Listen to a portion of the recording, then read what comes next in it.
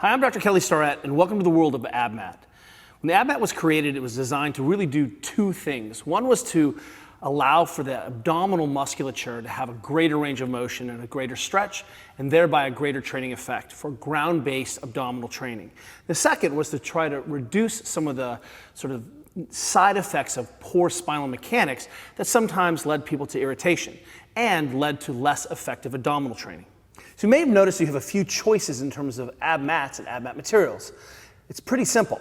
The original AbMat is made from foam and vinyl and is hand sewed in the United States. And in fact, all AbMats are made in the United States. You have a choice of harder or durometer for those of us who are a little bit bigger or want a little bit more support in the spine. And you can go to the new and updated version of the AbMat, which is made from a single piece of molded foam, making this virtually impossible to break down over time. And maybe a better choice in a commercial setting where someone needs to kind of keep it cleaner more often. So let's have a little anatomy lesson. When we're looking at the abdominal musculature, and we're specifically in this situation talking about the rectus abdominis, the six-pack, the long strap musculature of the trunk, the insertion are from the bottom of the sternum all the way to the pubic bone, all the way down here in the pelvis. So one of the things that happens when you lay on an AbMat is you're able to create a larger distance and a greater range of motion for those abdominals. So one of the things that we get is a greater sort of moment arm and better action, so the abdominals have to work a little bit harder. The second thing that happens when you're on an AbMat is that the lumbar spine is able to maintain in its natural, more normal lordotic curve. So we're able to create a large global extension in the lumbar spine. So what ends up happening is that when the abdominals contract, the abs are able to pull on these big components together, and what we don't see happening, like on traditional floor-based exercise, is that the lumbar doesn't flatten out and then the rest of the trunk move. We're able to maintain normal, more natural curves in the spine, which makes it a lot more comfortable. When we're typically exercising on the ground without an AbMat, what ends up happening is that the lumbar compresses and then the abs move. So we get, instead of abdominal motion happening, the first moment is that the lumbar compresses to the floor, kind of flattens out the curve, and then the trunk begins to move. And that can be, of course, very safe, and it's not an issue of that, but sometimes can create discomfort in people, and it creates a moment of shear. So once we're exercising, what we're trying to do is say, hey, is there a way for us to maintain better function of the normal sort of moving components of the spine and trunk? And there is. You just have to use an AbMat.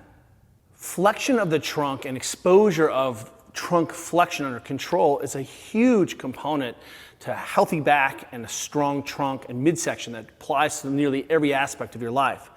Now, one of the things you can see here is that Juliet is in a little bit of a globally extended position, but she may feel like it's more comfortable to use the AbMat in a different orientation.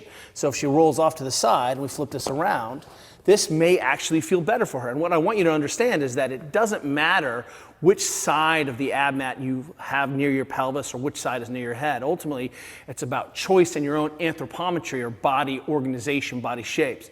So if you're like me and you have a little bit bigger booty, you might feel like you have a better impact on that with a little bit of more support near the trunk, or using the thicker side towards the glute end of your body.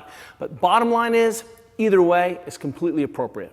So when Juliet does a traditional floor-based ab curl up or crunch or sit up, notice that happens when she initiates the sit up. There's a lot of crunching of the ab first before there's actually any motion happening. And what's happening there is that the lumbar spine is starting to flatten out before she can actually create moment.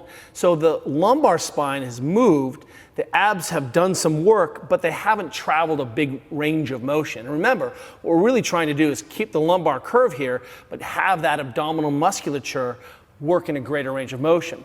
So when we have her bridge up and we place the AbMat underneath her back, watch the difference in how her trunk behaves as she does and performs that curl up.